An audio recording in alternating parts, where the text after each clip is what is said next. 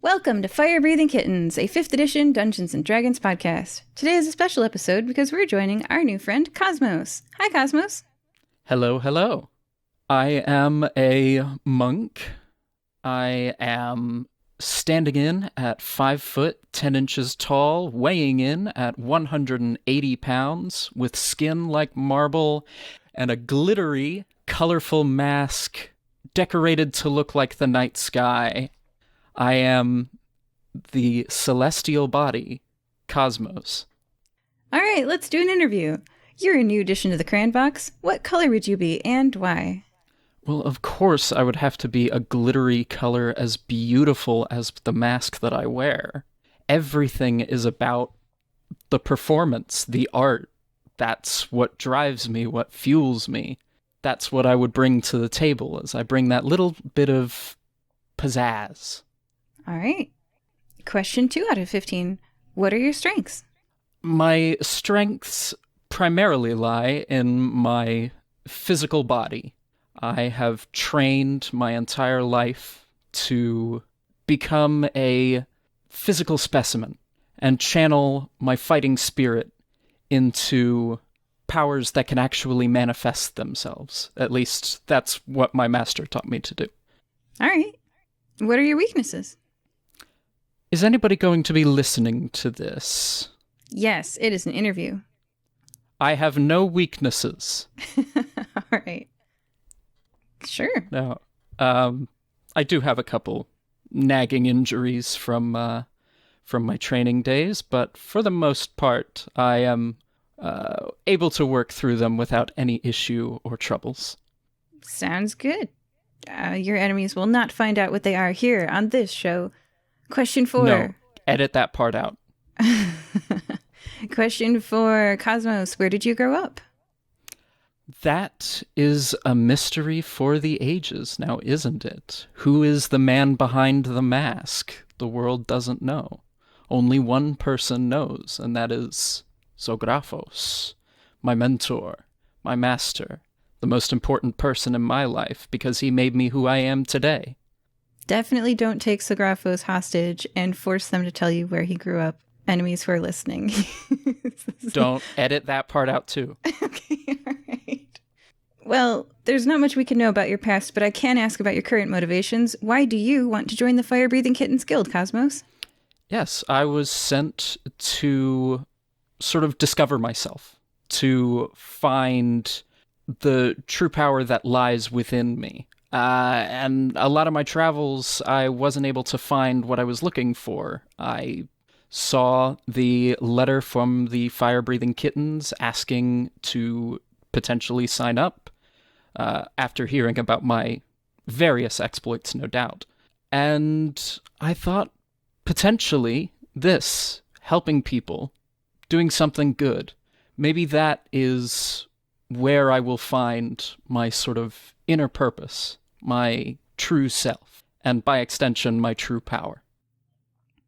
There was a poll done on people, and it was like, are you happy? And then it was like, what do you do in your spare time? And it was like, if you help people, you are happier. Charity work makes you feel better. Yeah, that sounds about right. Yeah. Mm-hmm. Maybe you will find inner peace through helping people for money through the Fire Breathing Kittens Guild. Hopefully. Wow. Some deep stuff. All right, question 6. Yeah. If you were given a 1-minute advertisement time spot during the annual Nicomoy fighting tournament, which is the sort of sporting competition like a Super Bowl that everyone in town watches, what would you fill it with? Well, first of all, there's a Nicomoy fighting tournament, and I've not heard of it yet. Every year. So surely I'm in it. With that 1-minute time slot, I'm of course talking up my challengers, making them seem like a big deal. You never want to talk down to your opponents. You always want to talk them up, because if you talk them down, then you either beat a nobody or you lose to a nobody. Nobody wins in that scenario.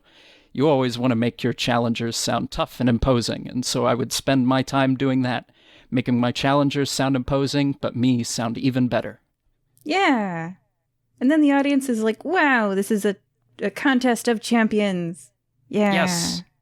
A champion traveler versus a hometown champion. I would clearly be the villain in this scenario, but that's what sells tickets. Somebody's got to be the heel. It's true. Absolutely. I mean, heels are, they just have more fun, don't they? Absolutely, they do. Yeah. All right. Question 7 out of 15. Cosmos, what do you like doing in your spare time, if you can tell us, if that's not a secret? No, it is no secret what I do in my spare time. I train. I train day in, day out. I train morning, afternoon, evening, and night. There is no time that I do not spend working on myself and making sure that I am the best version of myself that I can possibly be. For my friends, for the audience, and also for my own well-being. It is a familiar tale. The great often do spend a lot of time improving themselves. Well, you'll be among comrades in the Fire-Breathing Kittens Guild. That's good to hear. Okay, question 8. What things in life are still a mystery to you, Cosmos? So I mentioned I was sent out to discover myself. The reason why is a little bit lost on me. My mentor, Zographos, seems to have some particular interest in my attaining my truest power, but he's never shared that with me. So that is currently the one looming question that hangs over my head today. Is it possible he's just like that mentor from The Boxer? And I've only read a few chapters, just started. I don't know if it twists in any other way, but he's like... I haven't read any of The Boxer, so you're good. Okay. Yeah, I don't know. It could be totally different in later chapters. It's really long, but it's his life's goal. He's trained 5 world champions, and it's his life's goal to find that next person who has the potential. And he's like, everyone around him who punches someone else, he's judging them on whether or not they have the passion, whether or not they have the fluidity, whether or not they have the mental openness to be that champion. Yeah. And he's like evaluating everyone around him all the time, and he must find the next champion. So I don't know, your mentor could just be like wanting you to be the person to bring the name Zographos to the public stage. Maybe. Although he's a retired wrestler himself. I mean, he's familiar with the art of combat. Though, again, he's told me that. I'm not sure I've ever heard the tale from anybody directly. One of those. Well, yeah, I don't know. It could just be all good things. Maybe Zographos just wants the glory of having their name out there, or maybe there's some sinister. We'll find out in a future episode, listeners. All right. So, question 9. Everybody's got one, but do you know what yours is? What's your annoying habit, Cosmos? Well, I tend to focus a lot on self-improvement, and I tend to push that on others a little bit too much sometimes. It tends to grate on people that I'm so enthusiastic about such things. Well, if anybody's worn down by your enthusiasm, you just, rotate, see them next week, maybe. I don't know. Spend a few days apart. Try again another day. Maybe they'll be more receptive. Just don't let them dampen your flame. Have your passions. Absolutely be passionate about it. Yeah. Don't be ashamed of that. All right. No. Question 10. Cosmos, do you speak any other languages? I do. I speak Celestial. I speak the language of the gods. Dang. All right. Have you ever talked to a god? Well, gods tend to hide their forms when they come down to the material plane, don't they? So, perhaps. Not that I'm aware of, though. But if you ever overhear any celestial, you'll be like, whoa, I got you. I know what you are. Absolutely. You have to just be prepared for these kinds of things. Otherwise, sometimes you never know when an angel is going to be the person that you face in the ring. You're not sure. Yeah. If you don't recognize it, it's on you, really. I mean. Yeah. Yeah. Okay. Question 11 out of 15. Where would you like to visit? Apparently this Nicomoy fighting tournament that I've only just now heard about.